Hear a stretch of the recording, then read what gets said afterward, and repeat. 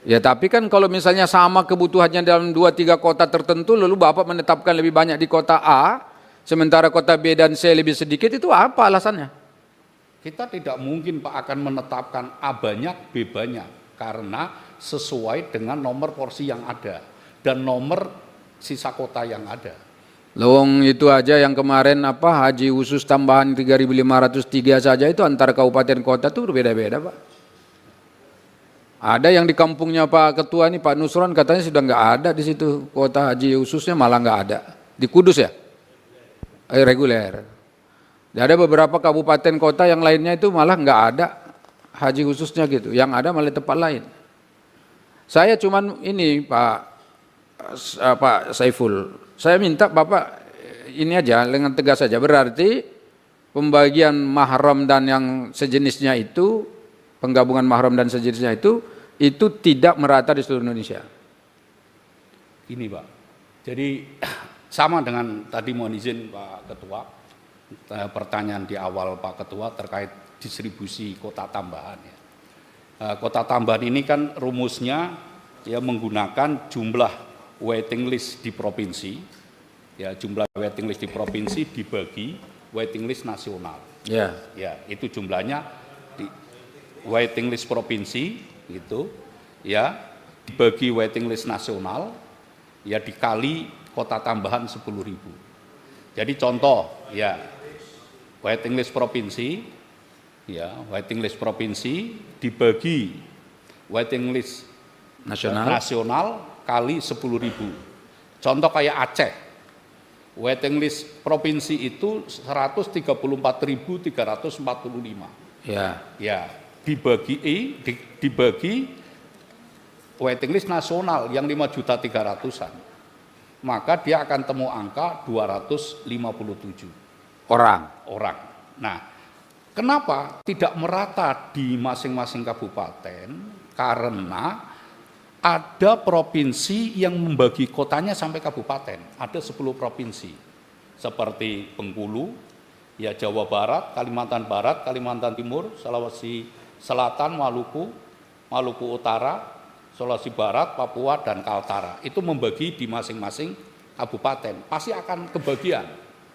Tapi tatkala porsinya itu hanya tingkat provinsi, maka ada kabupaten yang bisa tidak kebagian. Karena apa? Kota tambahan ini diberikan kepada nomor urut.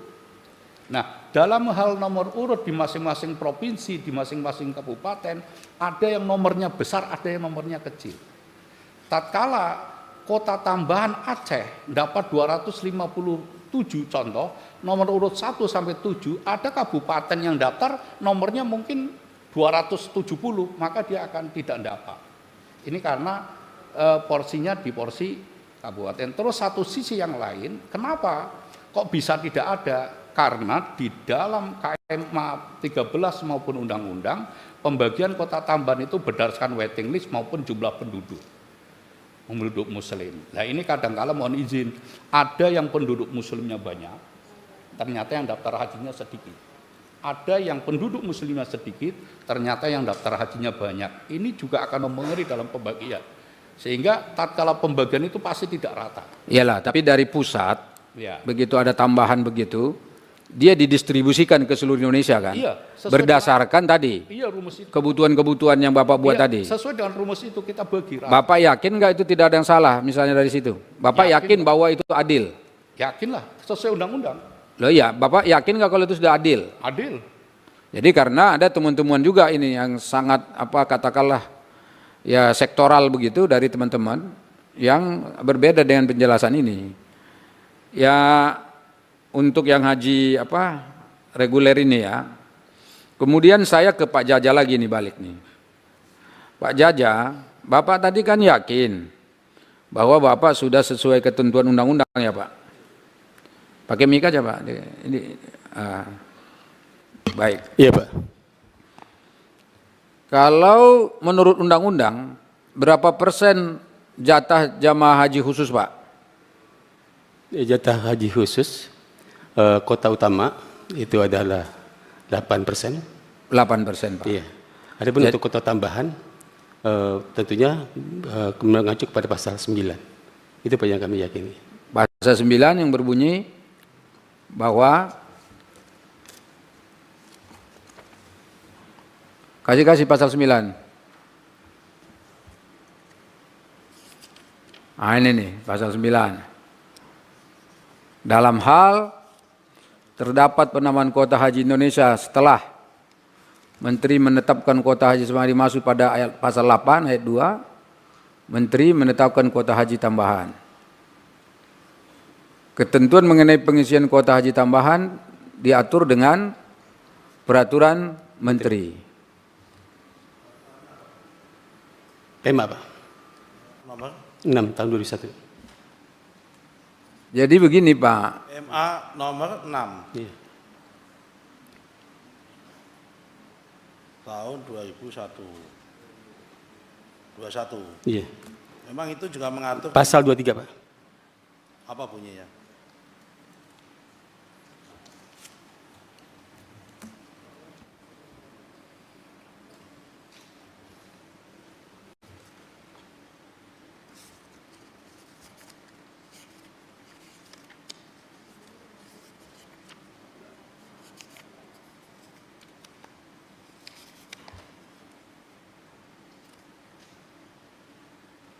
Coba dicek dulu soal kuotanya ada apa bunyinya.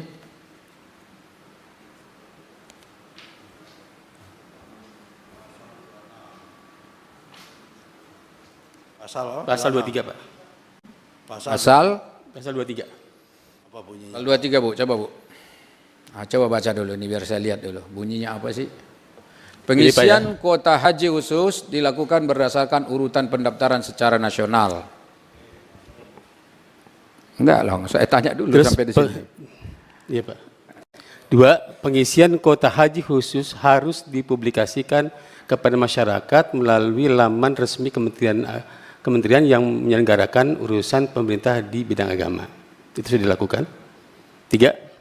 Naik Mas.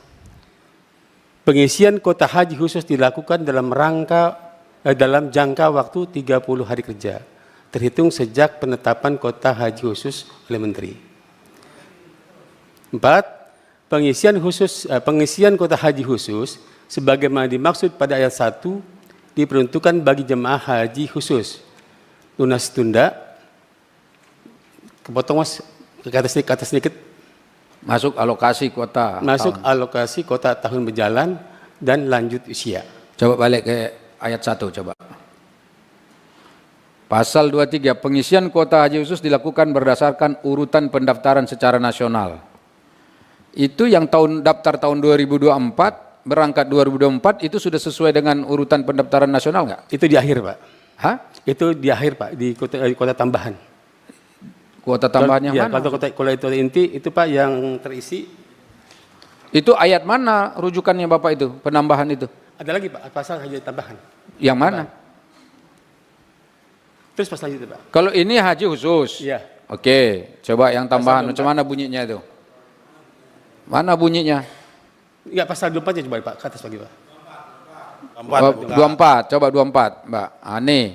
Dalam hal pengisian kuota haji sebagaimana dimaksud pada pasal 23 ayat 3 tidak terpenuhi pada hari penutupan pengisian kuota, Menteri dapat memperpanjang masa jabatan. Kalau itu Pak, kalau haji tambahan, anunya Pak tambahan.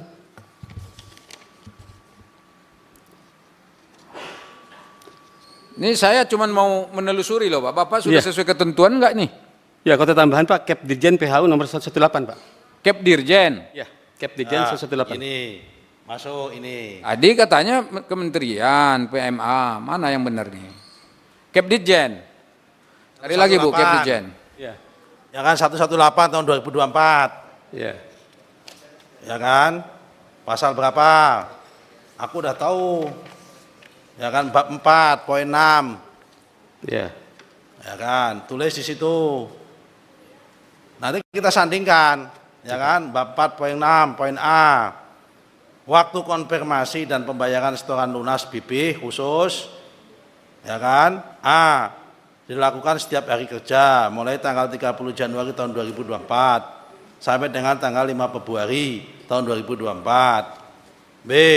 Dalam hal masih terdapat sisa kuota haji khusus setelah waktu pelunasan berakhir, waktu pelunasan akan diatur lebih lanjut. Betul kan Pak?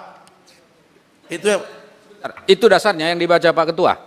Betul, itu dasarnya. Itu dasarnya yang Bapak mau. Karena kalau ini dasarnya salah lagi, sebab ini bukan tambahan kuota tambahan, ini adalah kuota haji khusus.